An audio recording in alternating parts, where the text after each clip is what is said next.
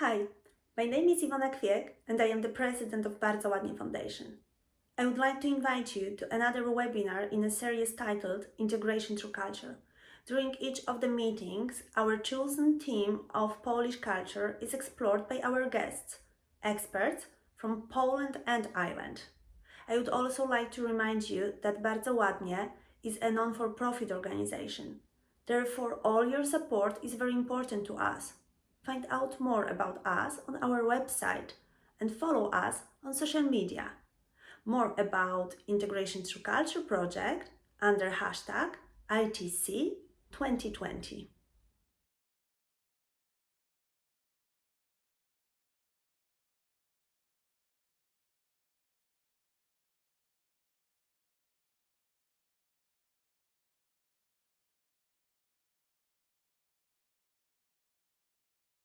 Hello, good evening and dobry wieczór, everyone.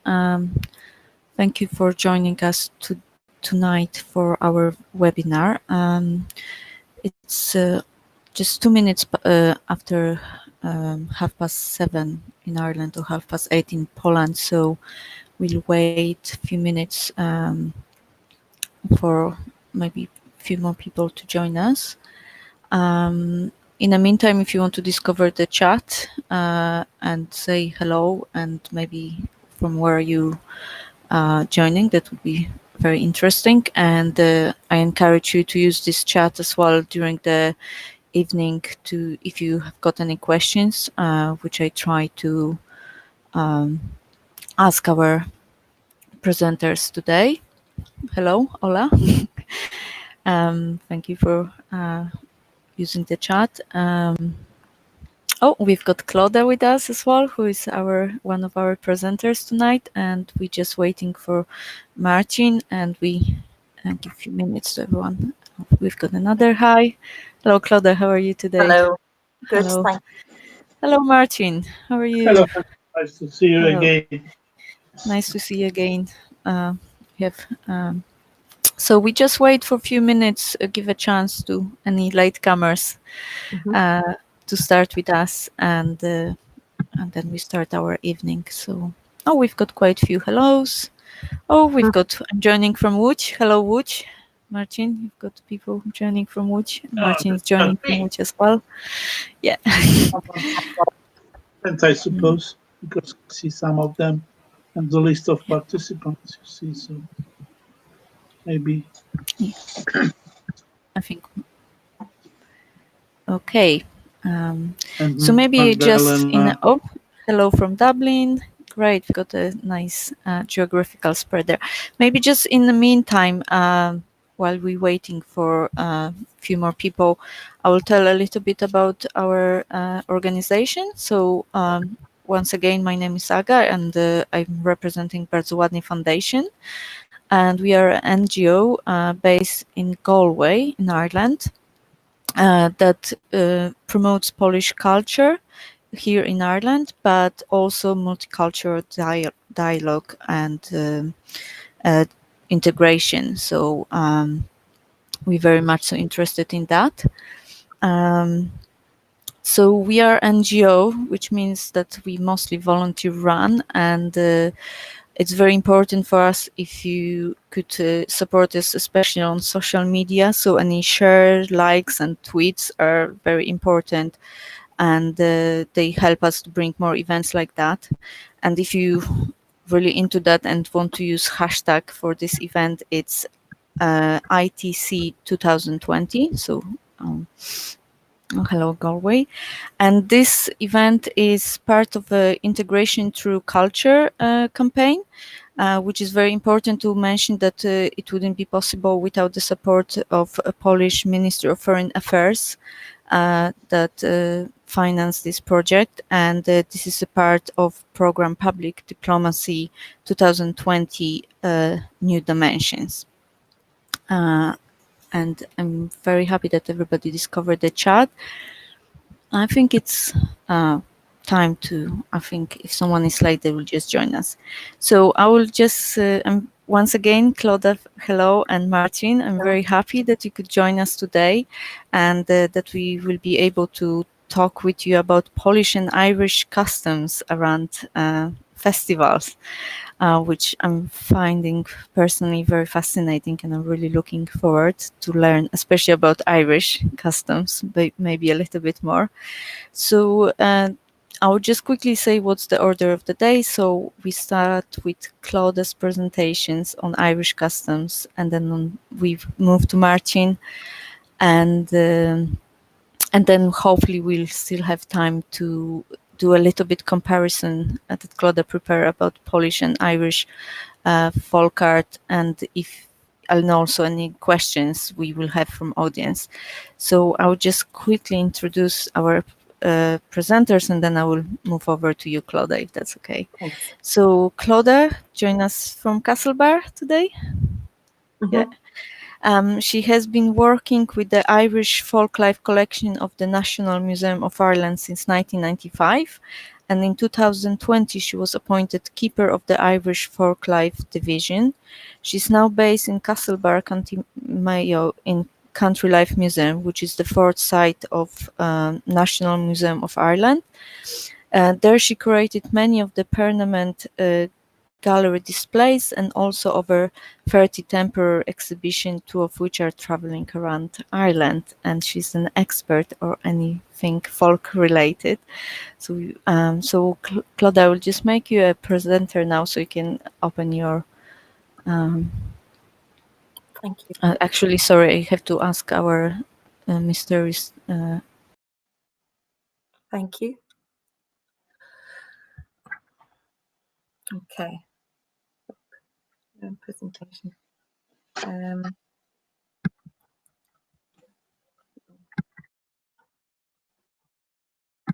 Okay. Can you hear me? Hello. Yeah. Hi. Great. Thank you. So my name is Clodagh, and thanks so much, Aga and Marcin, and Iwana and Tomek. Thank you very much for inviting us. At the moment in the National Museum, we have the Strzelecki exhibition that's on, and it's on in our museum in Castlebar. And as a result of that, we're looking at all things Polish, and we also have the small panel-based exhibition on wooden architecture from so that's on display, but unfortunately we're closed, so we've put that up on our website. But I'm just looking at customs and festivals and of the Irish ones in the calendar year, and I'm sure that a lot of people will connect them to the Polish ones. Everyone can hear me, can they? Yeah. Okay, so this is where I work, which is the National Museum of Ireland in Thurlock Park, and it's a gallery then, is a museum purpose-built gallery, and we illustrate rural life from the last century, but mainly life up until the 1950s, but that's changing with our collection. So I'm starting with the calendar year and the first day of spring. All of the days were very important. All of the 4 quarter days were important, but each one that started a new season was very important. And the first day of spring is the first day of February, and we would have that as our St. Bridget's Day, but it is never the first day of the month. It's always the evening beforehand, and all of our quarter days are very important, but it's the eve beforehand. So on the 31st of January, people would make these crosses in honor of St. Bridget.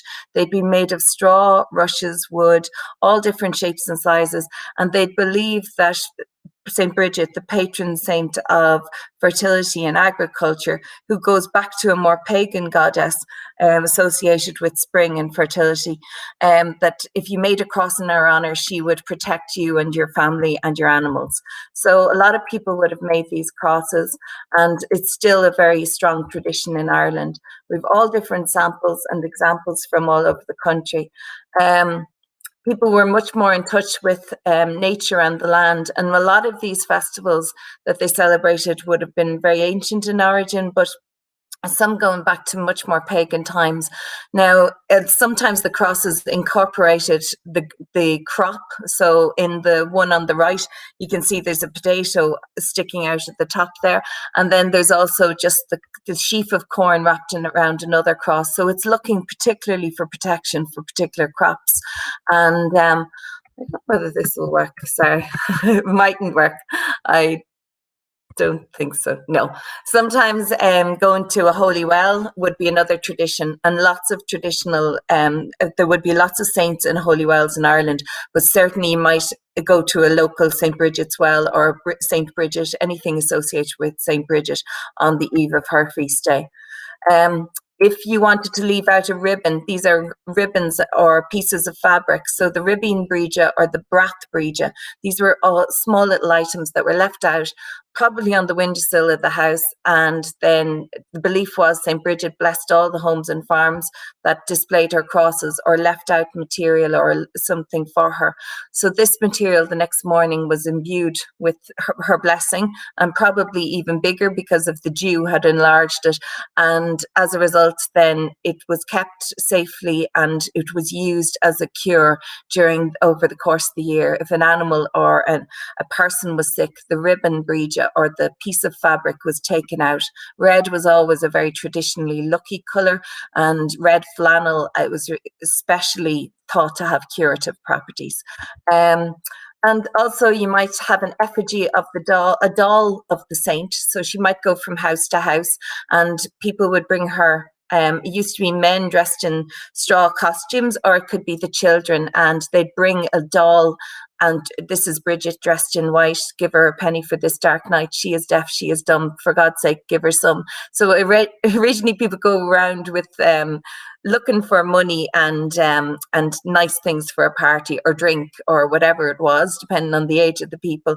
And as you can see, some of our dolls in our collection, some of them are quite scary. But usually they're made out of straw, no matter what, underneath, and there's a white veil or something on them. And brídeog is the Irish for Bridget, or brídeog is the Irish for this doll, but it's also the Irish for bride in Irish. In the Irish language. But they might go from house to house and they might wear straw hats. Sometimes they incorporated the St. Bridget cross, but also they might bring this big, large straw belt. And if you pass through it, you'd pass through it and say a prayer to St. Bridget and would be protected from illness over the coming year.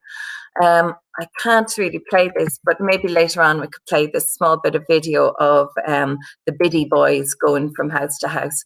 So I just wanted to continue on with the rest of the calendar year. And another very important time in the Irish tradition, because like Poland, we're a very religious country and Catholic country, Lent was a really important time. And you know, the night before Lent or the day before was called Shrove Tuesday. And that's a day because you were going to actually you were going to fast from all your meat, your dairy produce, and pretty much everything bar a few potatoes and some porridge. People didn't eat much at all during Lent because they fasted from everything. But a great way to use up all your eggs and butter and milk and dairy produce was to have pancakes. And this was our Pancake Tuesday.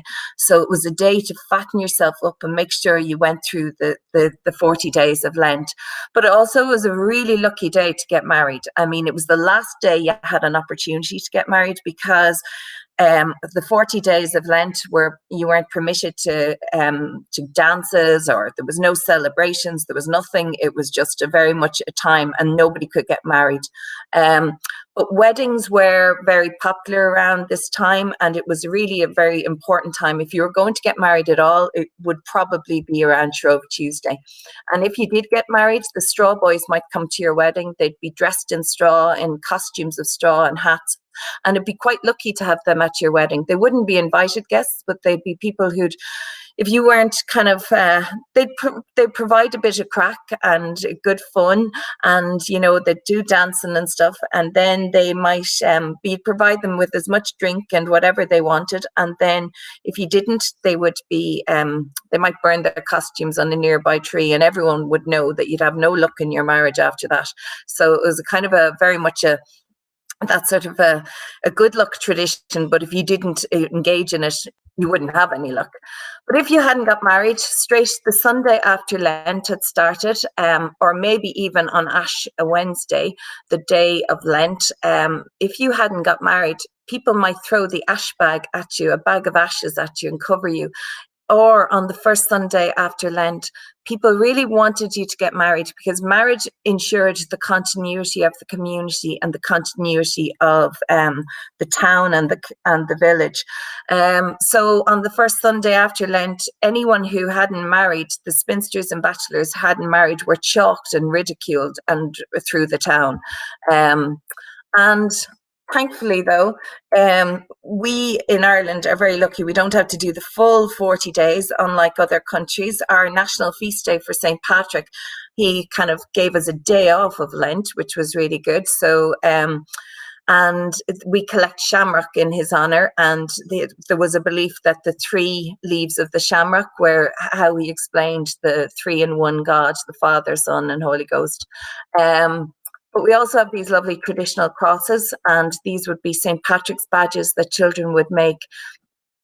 And they would be very much, very kind of the early rosettes that we often have modern times. We have these satin rosettes probably made in China, but these were the kind of early versions of those that children would have made and worn. But of course, another thing for St. Patrick's Day was a break from all. You could eat anything you wanted, but also you could drink alcohol. And this was a very, very big day for the Irish, and having a drink in honour of the saint, but it became very much targeted by the abstinence societies, and to make sure that people didn't drink, they'd try to get them have bans and different things from the church. And they were kind of the starts of small parades, just encouraging the men to repair to the pub straight after Mass. And then comes Easter, and of course we don't have very fancy Easter eggs, unlike the Polish tradition, but these are some of our Easter eggs, hand-painted Easter eggs. There were so many eggs that have built up over the Lent time. By the time it comes near Easter, eggs are given to children to have their own little egg kind of meals and roll them down the hills and maybe decorate them. So that's our Easter tradition. And then our next thing that comes in is our first day of May, the first day of summer, and it's Bealtaine, and it stands for Bealtaine, a bright fire, and it's a festival associated with fires, bonfires, and with the flowers and with dancing, and also bringing a bush or a tree through with flowers and streaming ribbons, and that's almost bringing the summer through the town or through the village. So the May bush is welcoming in the summer, and people would go from house to house with the bush, but also through the town there'd be processions, and often they'd actually put up, a lot of people wanted to protect themselves around May time because it was extremely superstitious, a real great belief in the evil eye, a great belief in the fairies, and really protecting yourself, because all of the times of these quarter days, the eve before the 1st of May, the 30th of April, it was really much a time when people believed the fairies were moving about, and you had to kind of put flowers and furs and yellow flowers and blue flowers on the thresholds and windowsills and any entrance points, just kind of to protect your family. And also they really believed in the evil eye, and that people who had the evil eye would certainly be looking with envy at your butter yield. And so protecting the butter and the churn was really important at this time. But certainly with all of at the eve of the feast days, it's always this belief that you're in a liminal time. So it's not quite one season and not quite the other. And that's a time when the supernatural world and the other world can connect with each other. So there's a sense that you can connect with the other world. And it's also, May time is also a time for hurling, but it's also a time for dancing. And strangely enough, we had an awful lot of May poles, and very large ones. Originally, this one is in Hollywood, County Down, but there would have been in different Portlaoise and Portarlington, I think, different places that would have had one, Longford.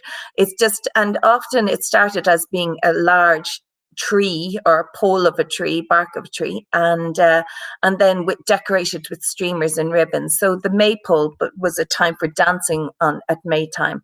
But now it's very much associated. In the last few years, the processions were mainly Marian processions. And since 1954, when we had the Marian year, pretty much everyone would have a kind of a home altar in their house to Our Lady, and often there'd be processions through the streets as well, carrying Our Lady, and she becomes the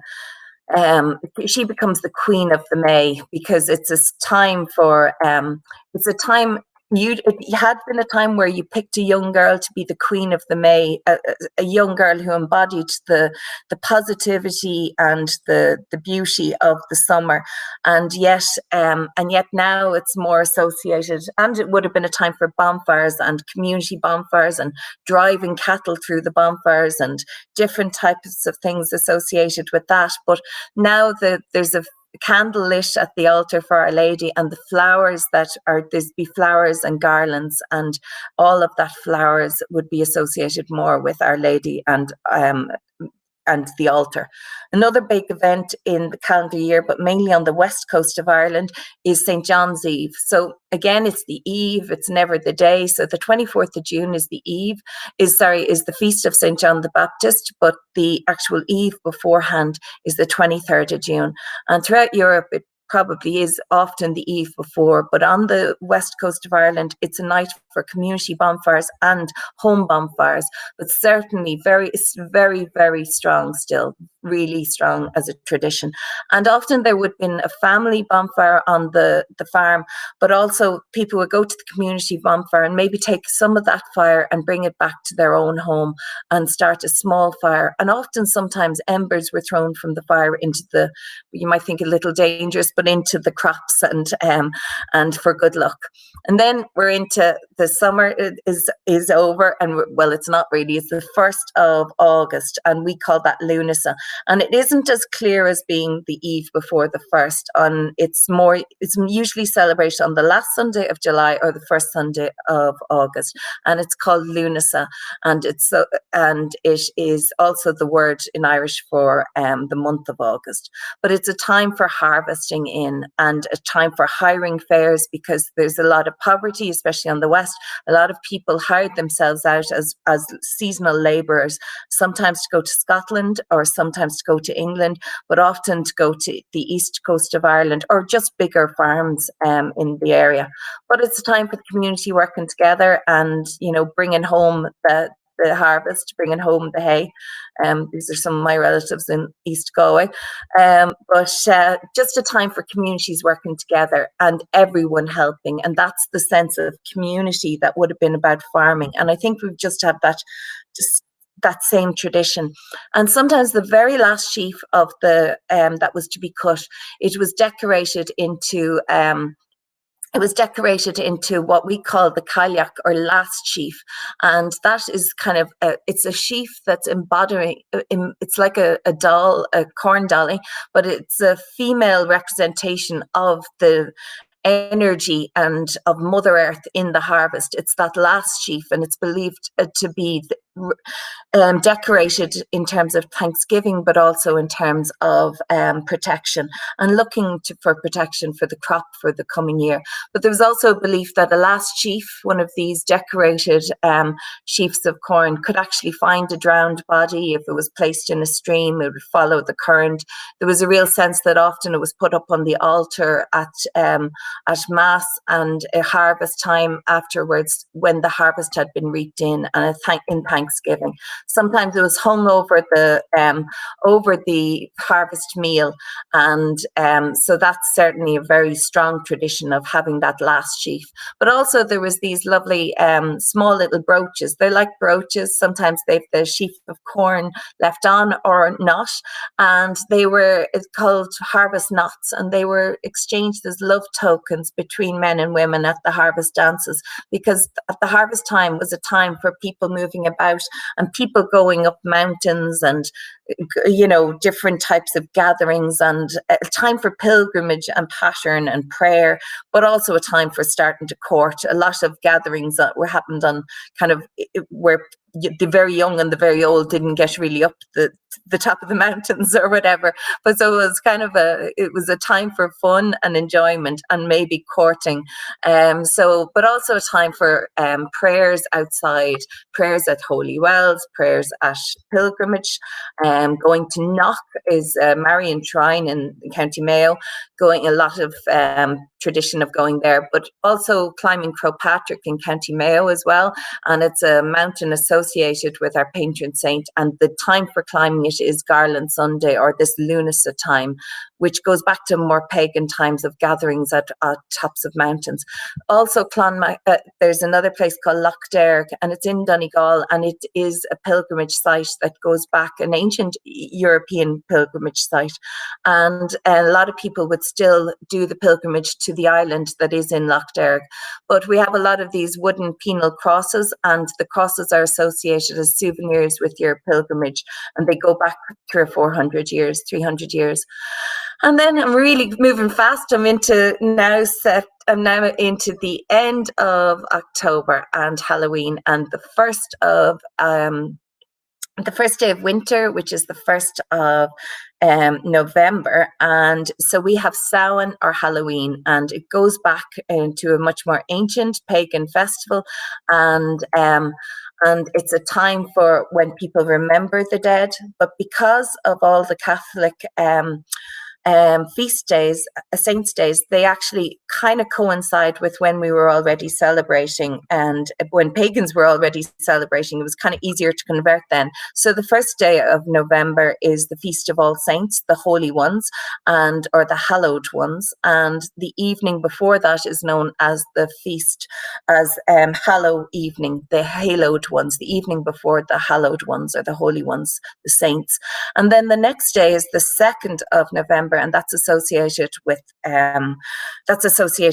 death and remembering the dearly departed. And when you mix those two things together, it really happens around around the eve of winter. And because it's again associated with that liminal time where you're not quite into the winter and not quite left the autumn, and that sense that you can connect with the other world, and that the other world can come back and connect with you, and that the world of the dead can actually come back and visit their homes. And I suppose the idea that they're on the move, the people who have departed, then there's a chance that you might want to scare your neighbours. And there was a lot of mischief and fun associated with dressing up, putting on costumes, making masks, making these scary, horrible lanterns, and then scaring your neighbours as much as you could.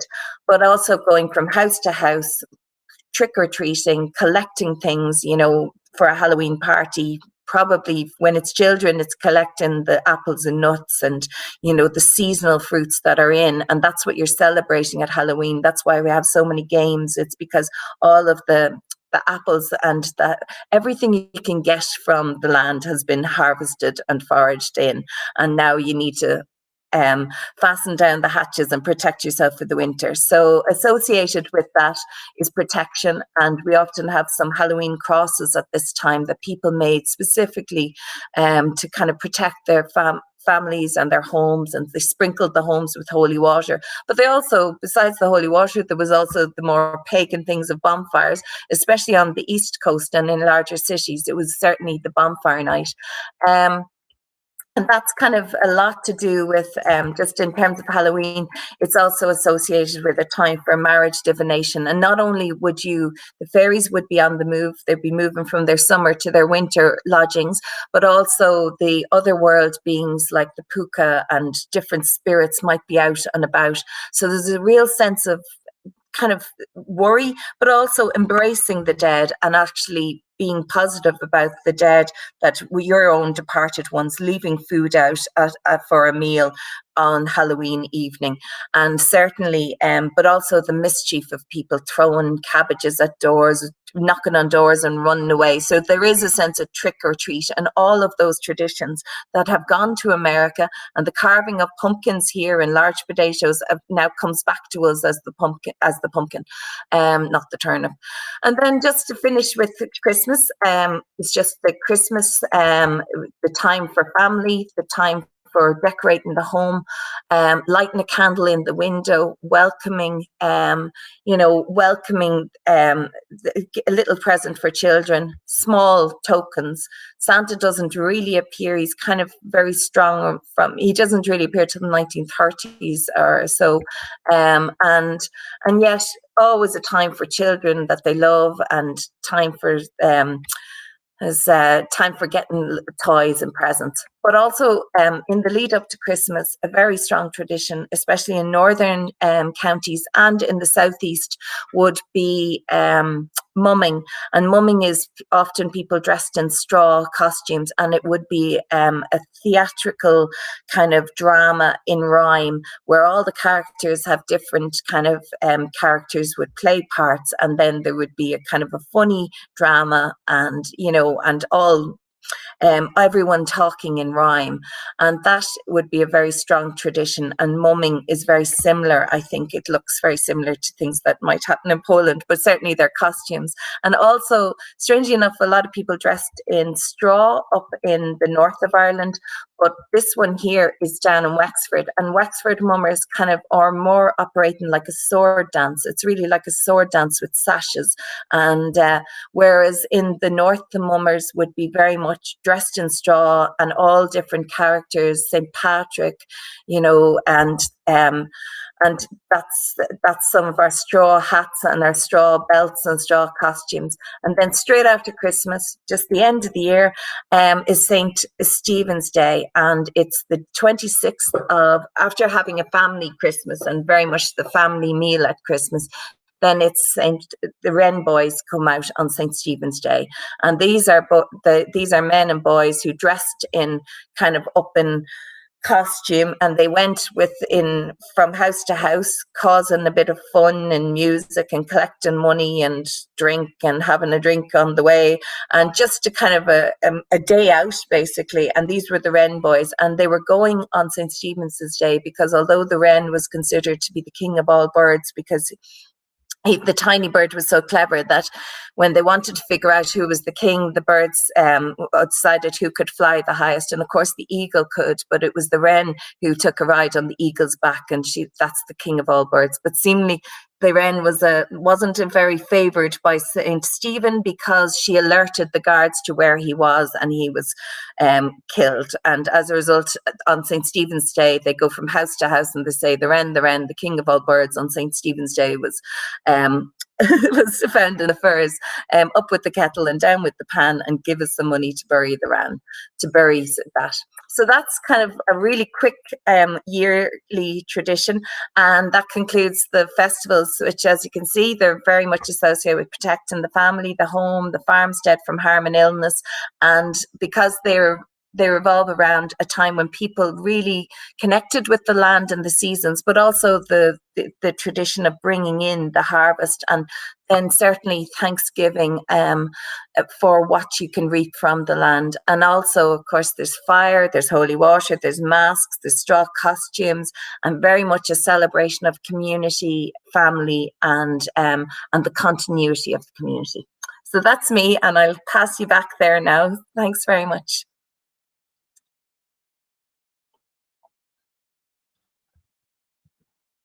Thank you very much, Clodagh. That was absolutely fascinating. I can imagine that we could probably talk about this for a couple of more hours and it would be not enough. I actually carved my first turnip this year, so it's not it's very difficult. We were advised power tools. I'm not sure how people were doing this before with just simple tools. So thank you very much for that, Clodagh. That was amazing. And we just moved to Marcin now, and then we get back to you at the end again to see some comparisons. So while we're getting Marcin ready, I will actually introduce him properly to you. So Marcin Piotrowski is joining us today from Łódź in Poland, and he's a doctor of humanities, ethnology, and research methodologist. He's a long-time lecturer at the Institute of Ethnology and Cultures Anthropology at University of Lodz. He's a member of the Polish Ethnology Society and author of many publications on topic of free time and time categories. And Marcin will run us today through the Polish celebrations. Oh, that's... is Marcin there with us already? Sorry, we're just gonna wait for Marcin to be made.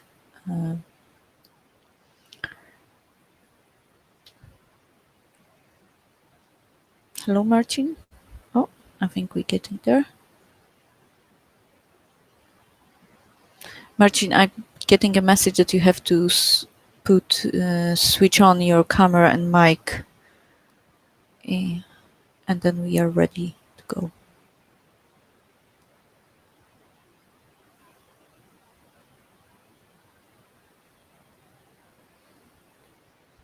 Sorry, I'm just trying to get... Oh, there you are. Hello, Marcin. How are you? I'm quite... Hello, Marcin. Well, because I have some problem, but it's not a problem. No, Hello. we've got you back. Thank you for my not a big career, but however a little bit long, 44 years in university. Sorry about my voice because I am not ill, but we are in the turning point. It means we are in our year, turning point between old and new year. Now it starts to be a preparation fast for a long fast to came to Christmas, and Christmas is beginning of New Year, so we are ending the old year tomorrow, but will be end of the field work and field engagement for the people, for the field workers. Then they wait for the Christmas to start a new job in the field when they are engaged. So I'd like to present a little bit a Polish year, and then I became to the another part of our conference about folk art, because I had prepared some presentation about folk art, as you see a little bit later. So we have start with Christmas. Christmas has some elements of art. You can see the Christmas tree, which is originally not Polish, but known in whole Poland and whole world. So it's a Christmas tree at my home. It came from Germany to Poland, from evangelic Protestant tradition, replaced in the village, especially a kind of tree which is connected to the up of the room, sailing tree. In Poland, it's called podłaźniczka. So then we have from the 19th century, we have started with Christmas tree and with classic decoration of this tree. It means some element of wreaths and stars and eggs too, which is connected more to the Eastern holiday, but also in Christmas. So we can see some elements of decoration of Christmas. It's another thing. It will be novella year, special breads prepared in whole Poland, especially in north part, but also in our part of Poland. There is this kind of figurative breaths, and then we can see some. Oh, sorry, we have came already to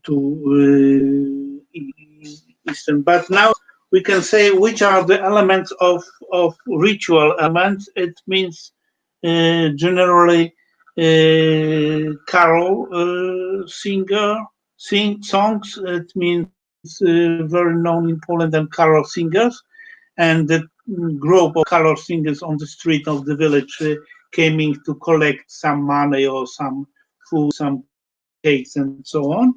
Then we have masquerade. We have creeps, a place when the Jesus was born, and the group came in with the small presentation, and then the ritual theater, which name is Herod, very known in those parts of Poland, but now it's abandoned almost. So we have carol songs which is sing until today, and especially in the day before Christmas, day in the night, the people came to church and sing the carol. Then we have a carnival. I have tell about some masquerade, some ritual theater, but I came to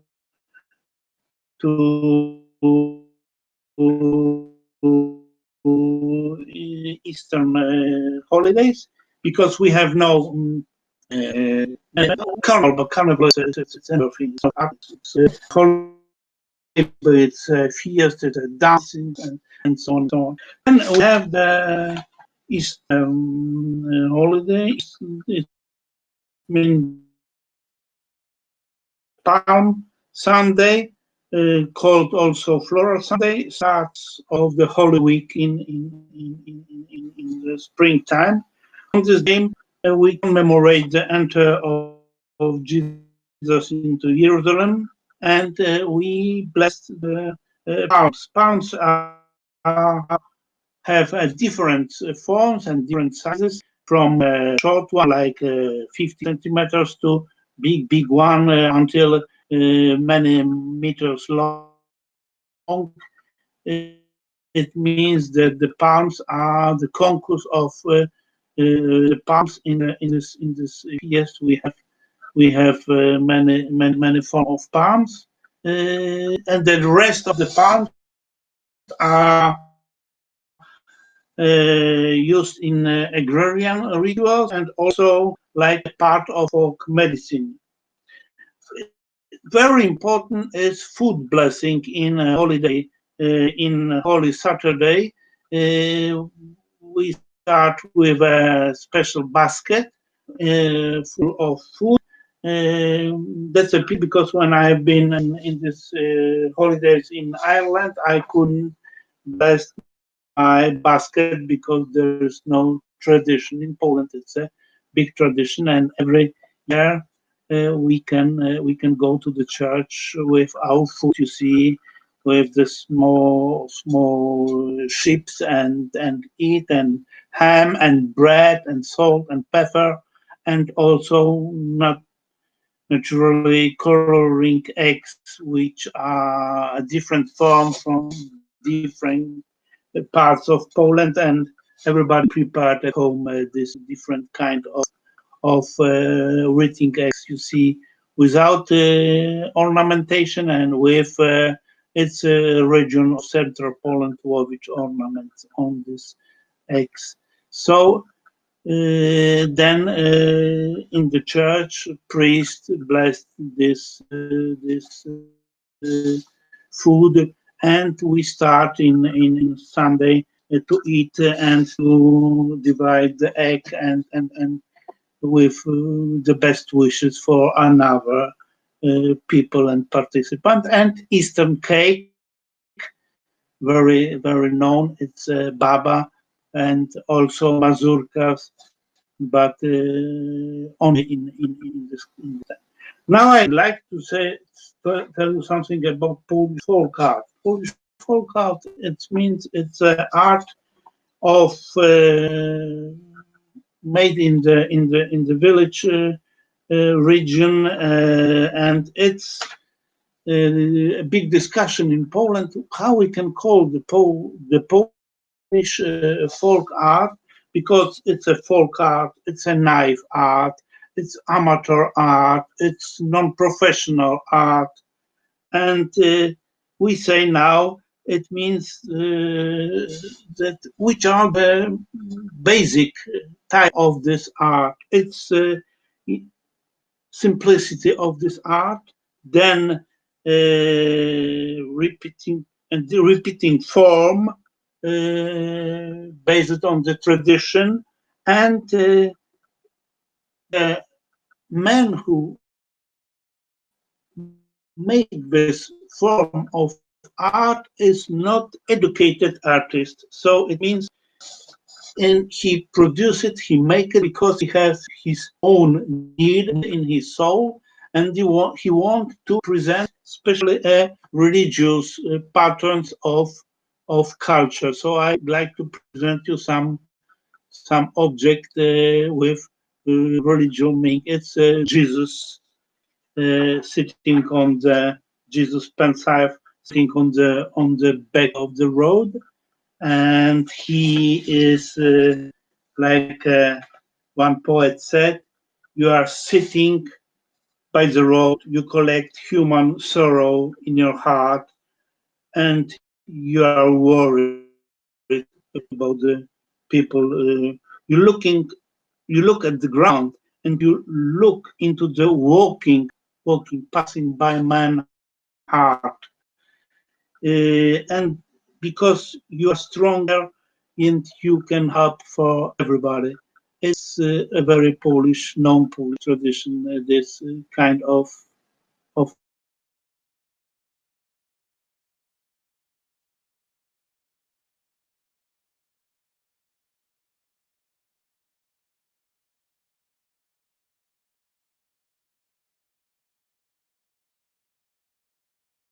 Sorry, I think we lost Marcin for a second there. He has a little bit of issue with his internet. We just maybe wait a few minutes to see can he get back to us and finish his presentation, which is absolutely fascinating. And if not, maybe we move back to Clodagh. So we just wait a few minutes for Marcin. Oh, there he is. No, it stopped. I don't know why, because it stopped on the video. So now I became to Saint George, known in not only in Poland but also in Ireland, in other countries, and it's a sculpture from the south of Poland, Saint George. Very, very sympathetic. It's an angel where you can put over the door and to bless home, and it's made from the old artists. And it's very sympathetic, Saint Francis, with small birds, and he's very sympathetic saint in our, and it's a modernity of our folk art, because people was afraid about devil, but now the folk artists sculpt also the devil and the bottle of vodka, and when you have this figure in at home, you never be drunk, the artist said, and he write the name of vodka produced now, balls, and you can have this figure at home, and then it protects you. And this, our friends, my cats are afraid about these cats when I put them on the floor, but it's very sympathetic cats. And it's my first folk sculpture in my collection. This sculpture has about 50, 60 years old now, and it's hooligan making of it. It's horse, you see 4 babies to play with them, and moving toy for the babies known in whole world, and then the bird which sing when you whistle inside, so you can use it. And we can say about folk art, and now it's a problem about primitive art, because the lady which painted this very known picture, she's not a folk artist. She's blind on her mentality, so she paint all the time the figure of saints, and she prayed, and on the other side of the picture she wrote the letters to people about beliefs about God, about what she prayed about all of us. She prayed to all of us. So it's a primitive art, we call, and we have a film about this woman, and we have a long film about another very known Polish primitive artist, Nikifor. So now it's not a big difference between folk art and primitive art and naive art, and we can call also amateur art. It means that it was made not by the people who live in the village, not by the people who are ill, but by the people who want to get some money. Then it means that they have win some money, and I'd like to present you on the end of my presentation the figure of the devil with the barrel with alcohol, and it's made by the man who works in the city, but he's not an educated artist, and he proposed us to buy his production. It's also the problem of non-professional art, like as you see, and the problem of artists, which are from the beginning they were the people who don't get the money from this, but they produce the sculptures, the saints, especially because they want to do that. Then it became to be a business, and now we know some artists which are. We have cooperative forms of artists. We have a society of folk artists, and then they are registered, and they then win some money from this kind of activity. So we can know that they are not only a poor man and on the side of the village, but now they are known artists known in whole world, and also collected by many people, because we have now a new category of culture. We call it folk design. It means that we can produce the textile industry, the costumes, the mebels, and the chairs, the tables, and carpets, and so on and so on, based on the folk patterns of culture. And it's a way of renovation of folk tradition, but in new function. So we must know that all the art and traditional culture are abandoned, but we use some elements of folk and folk culture living today. We are not live with them real in their own forms, but we give them new culture, artistic, and sometimes snobbic patterns. Thank you for your attention. Then we can came to discuss a little bit about what we have said. Thank you very much, Marcin, for that. That was very interesting. Would you maybe tell to everyone what's the name of the lady who did the painting? Maria Wnek.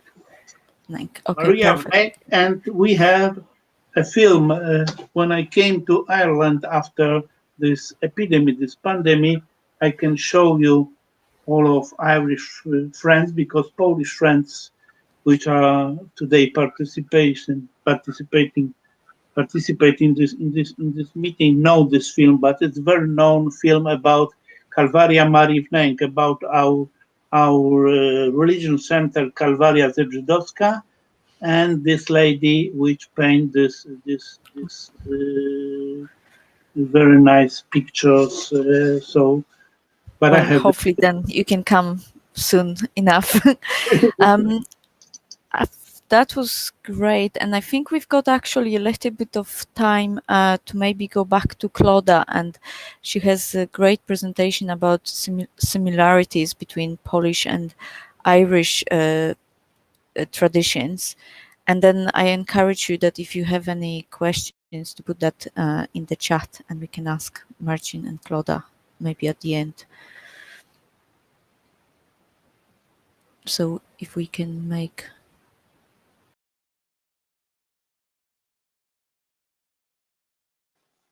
I'd like to add that we have another tradition of the All Saint days. We have no Halloween day, but we have the end of collection grain day and another Saint day. But it's a plenty of similarity between Poland and Ireland, because after our beliefs, our church, Catholic Church, I mean, it's many similar custom and rituals.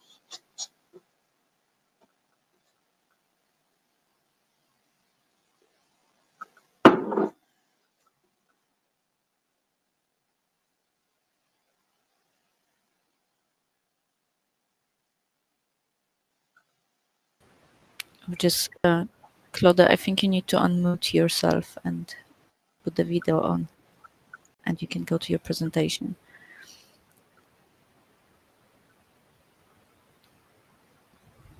I see some question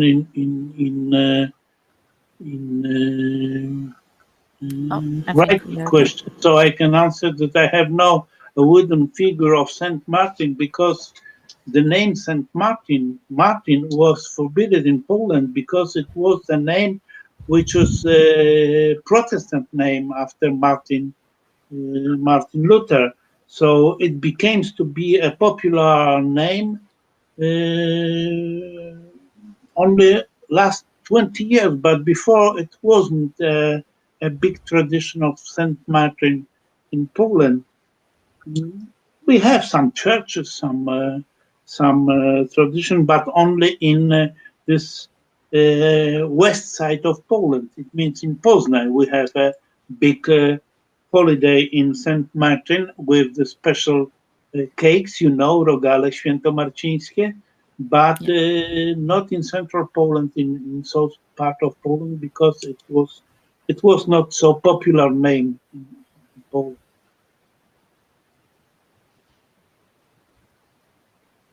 I'm just not sure if Clodagh with us. Maybe but she hasn't. She must turn. Clodagh, I'm just being reminded here that you need to switch on your camera and microphone, and then we'll be able to hear you and go through your second presentation.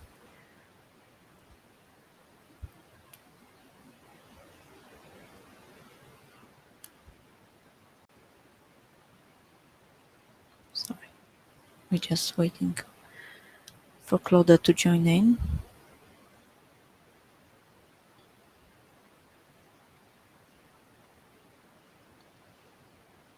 No, after Marcin reminded us, I'm regretting I didn't have a rogal today.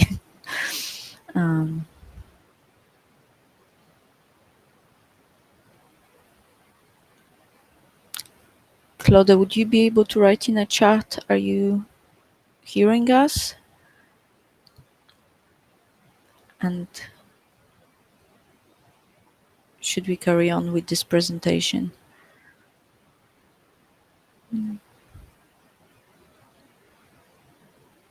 Sorry, the technologies. Okay. Perfect. So, can you switch on your camera and microphone? Is that possible for you?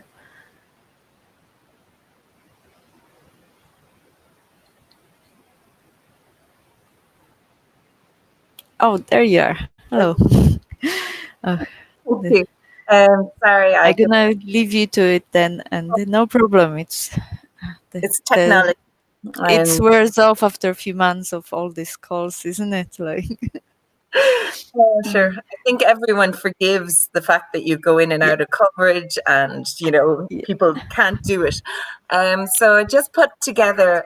I really enjoyed Marcin's presentation, and I was interested about Saint Martin because tonight is called Martinmas, and it's the eve of Saint Martin of Tours, and it's the 11th of November is his feast day. And strangely enough, it was a night where you never turned a wheel around this time, because that would be bad. Millers stopped, spinning stopped, everything stopped. But also a strange tradition was to get a cockerel and to actually bleed it and drop blood at the threshold of the house and in the four corners of the house, and sometimes to put blood as a crucifix or as cross on the forehead of the kids.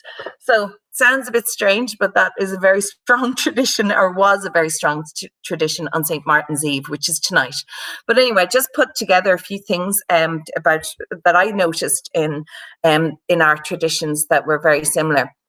I only have one book, and it's on folk art in Poland that I picked up either in Warsaw or Krakow some years ago. But I really love the book because it's so much traditions. So the photographs that you see in it, like this one here of baskets, these are similar. This is similar seed sowing baskets and different baskets. So I think it's just to see that we use the same sort of things.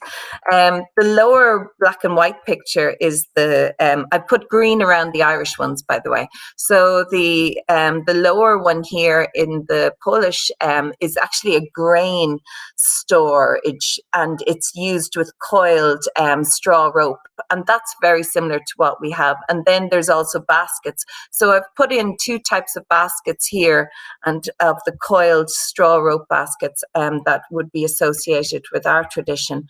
And also this is a straw rope granary that men would be making with big, huge ropes of straw and then filling the grain in it, very similar to what was from Poland and very similar to the grain stores in Poland. And then again, we have other baskets and hen's nests made of this coiled rope. And just in terms of our furniture, I think the Polish furniture is always painted and much more beautiful and has much more, a lot more intricacies. And I think our furniture has decoration, but very seldom has paint on it. But sometimes we have kind of paint effects, and you can see. You can see that, the black and white one here is the Polish one, but this is one that we have on display in Collins Barracks. But often it's the paint effects are usually to kind of using a comb or something to create effects in the paint and often make the wood look more expensive than it actually is. Just in terms of ironwork, I'd seen some lovely decorative ironwork in the Polish folk art book, but we have these lovely bread irons down below, and also these small three-legged trivets that would actually hold an iron. But the same sort of decoration that would have been done with forged work, if blacksmiths would have done with forged work. These are pottery and vessels that would be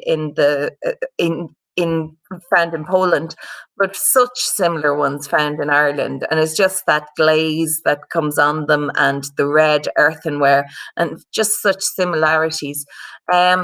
Roadside shrines are so traditional in Ireland, and they seem to have some traditions in Poland. Not only do we have roadside shrines, but we also have so many holy wells, but also Our Lady, since 1954, it was a real tradition to kind of have, at crossroads, often have a statue of Our Lady and a grotto. And also there'd be statues of St. Patrick and other places. But the thing is, having a roadside shrine and small things would be very popular. Having religious imagery throughout the house, it seems to be very popular in both our countries, and kind of bits of folk art here on these things that we would have. But an array of pictures at different places throughout the house, so many religious imagery throughout the house. From every room would have had it. I saw these beautiful white lace caps, and just that tradition. I don't know how many parts of Poland, but we would have similarly had these frilled white caps, and they would come back from a tradition. They're coming down from a Victorian tradition, but it seems like the same sort of white lace caps might have been found, similar ones, but much more ornate in Poland. We've got, as you have the tablecloths and the beautiful lacework, we have fantastic lacework throughout Ireland, and such beautiful pieces, and very much associated with religious and altar wear. This is a wonderful image. Like, it's the same. It's almost the one from Poland. She has that striped skirt, and she's not just using the skirt. She's probably using it as the shawl, or in this case, it is the shawl. But in Ireland, we would often have the skirt becomes the shawl, and is the overskirt can often be worn as a shawl. And these are women in the Aran Islands, the Aran Island Chris, and it's just such a similar image. And then, of course, the Easter eggs, the Polish ones are much more fancy, and ours, but at least it's a similar tradition. The straw hats, such similar ones, the black and white one here from Poland, and these are some Biddy Boys hats, and they're both, one of them's from Kerry and one is from Fermanagh.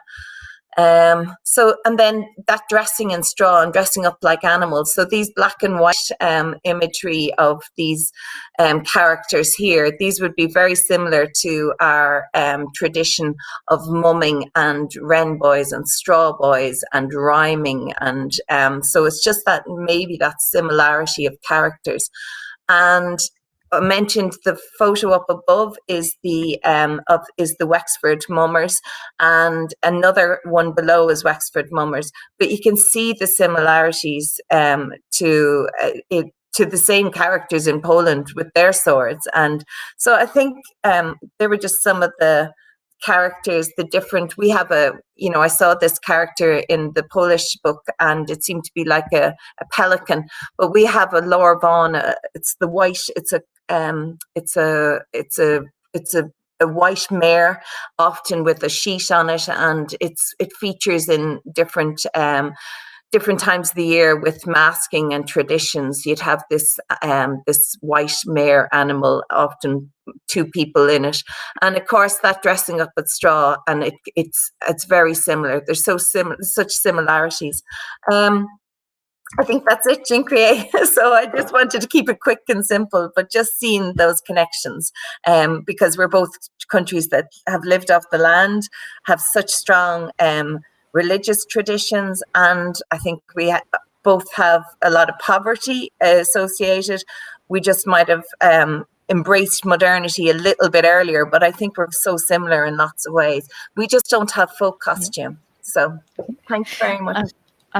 That's definitely shows many similarities, and if Marcin wants to come back with us, he probably can talk about this much more than me. But it's amazing how, as we wrote in our description of webinar, we at the kind of opposite ends of continent, yet there is some similarities. So what's your view on that, Marcin, like on the things that Clodagh there find as a similar?